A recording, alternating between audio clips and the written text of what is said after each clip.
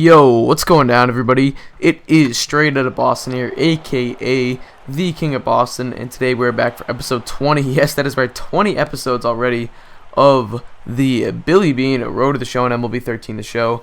Man, that's crazy that we've already done 20 episodes. I think that's pretty sweet. I always like when series kind of extend out as long as they can. I never like having series that only go like 9 or 10 episodes. I always think it's cooler when you can get like multiple seasons into something. That's why I always like try to go like 3 or 4 seasons into all my associations and stuff and all that good stuff. But anyway, so today we're back. Obviously, we're still in season 3. We're kind of towards the latter half of it, I should say. Sort of past the midpoint. I think we passed this might be going up to the All-Star break. Either that or was right after it. I can't quite remember. I apologize, but either way, you can see here we're going up against the Arizona Diamondbacks, a team that I really like this year. They're one of those like kind of good all-around teams. Like, don't stand out at any type of thing. I think their pitching is really deep. And if you guys have watched my MLB season preview podcasts, you would know that I think pitching is huge in baseball. I think it's like if you have pitching, great.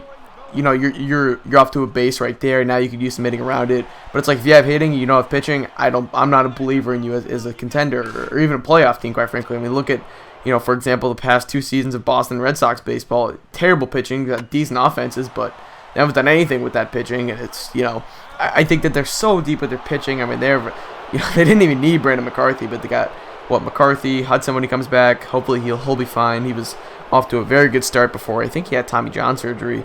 So yeah, McCarthy, Hudson. They just got Delgado from Atlanta. Trevor Cahill, Tyler Skaggs coming up soon. I mean, it's just such a deep rotation. I'm sure I forgot about Wade Miley and Patrick Corbin. I mean, so deep. And if they really wanted to, they could trade one of those guys for some hitting it. But their hitting's still pretty good too. I mean, Adam Eaton, obviously top prospect for them, coming up. Or yeah, he has come up. Hopefully he will replace Justin Upton fine. I don't know, and I like Martin Prado a lot too. Martin Prado is a guy that I'm a big fan of. So I really like the Arizona Diamondbacks this year. You can see I'm getting the base hit right here up the middle. We end up driving in 2 runs, I believe, there. I wasn't quite 100% sure. But either way, we get 2 runs, and now we're on second base. You know what we're going to do, and I'm showing you base running right. Of course, we're going to be stealing. This guy had a little bit of a slow windup, so we were in there easily. No question, Pedro Alvarez's tag was not in time. We ended up going 1 for 3 that game with a hit by pitch, and we ended up scoring a run. So, solid game at a Billy Beane, exactly what you're looking for. Now 7-4 here in the ensuing game. We're hitting that one to deep right field. That one is back. That one is gone over the right field wall. I don't know if there's a name for that wall out there. If there is, let me know in the comments below. But either way, we get another home run here. I think that's our second of the episode. So we're really looking good in terms of hitting the ball with power, hitting it. That might have been a third, actually. I don't know. I'm trying to look at my clips on my timeline here, but it's not giving any telltale signs that I can see. We got one coming up. Just saying. So anyway, 12-8 here. Crazy game. We get a base hit back up the middle for, well, that would have been repetitive if I said for a base hit, but we get a single right there. So showing a little bit of everything of what we can do on the offensive side of things. That's good to see. And we end up going a 1 for, looks like, I guess we consider that 1 for 5 in that game. We did end up with a fielder's choice, getting on base. The home run was from the game beforehand. Now we're pinch hitting a little bit here. This is going to be against the Philadelphia Phillies. I remember this clip very well. Anyway, Cliff Lee on the mound. We're stepping into the plate, and let's see what happens next. Who knows? Phillies, used to be one of the better pitching rotations in baseball. Struggled a little bit as of late, but Lee kicks and deals the first pitch of the at-bat. We crushed that one to deep left center field.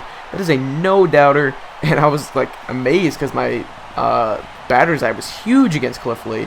I was like, well, how's that possible? I thought Cliff Lee was really good, but I did get through a couple seasons of this Road to the Show before they did come out with the patch that fixed player regression. So Cliff Lee was one of those guys that's like already in the mid-60s or something. It's like ridiculous.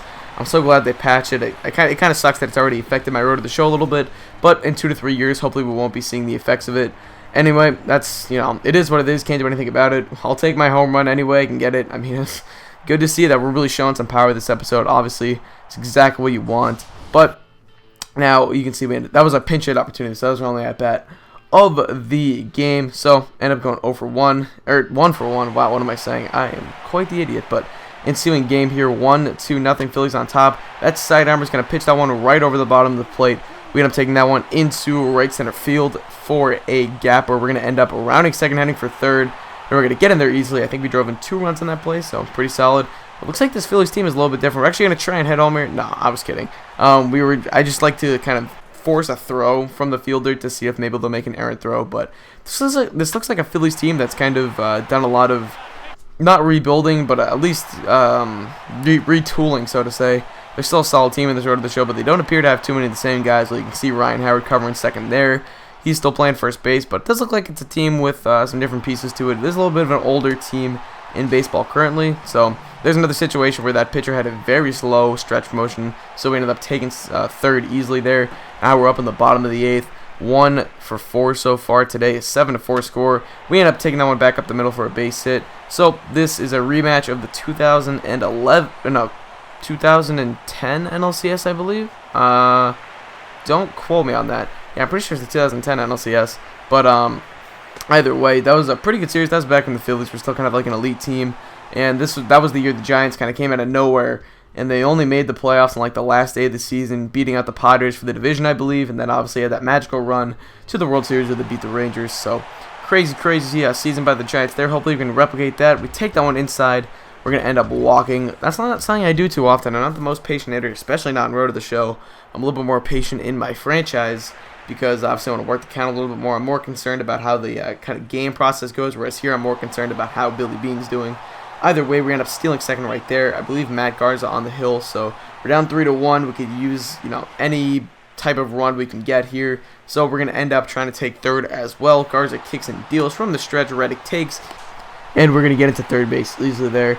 Not even close. So we end up getting the stolen base there. 2 stolen bases in the game. That was our only time we actually got on base that game. But anyway, that's going to be the last gameplay highlight of this episode. So that's pretty much going to wrap up this video. You can see, I believe, yeah, this is our final stats so far for the career. So anyway, thanks for watching, guys. Hope you did enjoy, and I'm out. Peace.